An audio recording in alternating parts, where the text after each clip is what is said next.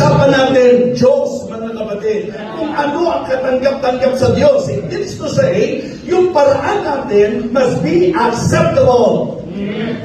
Kaya yun yung dahilan kung bakit hindi ka dapat negatibo kapag ka tinuturuan tayo. Yun po ang reason kung bakit dapat receptive tayo.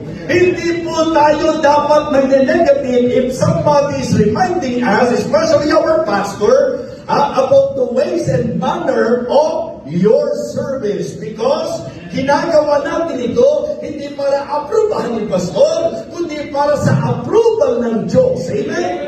Yun ang pinaka-importante. Ang ating pinakamahalaga ay ang approval ng Diyos. Sa lahat ng gagawin natin, pag ikaw ay aatin, ang titiyakin mo approval ng Diyos. Kapag ay magbibigay, ang titiyakin mo approval ng Diyos. Kapag ikaw ay aawit, ang titiyakan mo approval ng Panginoon.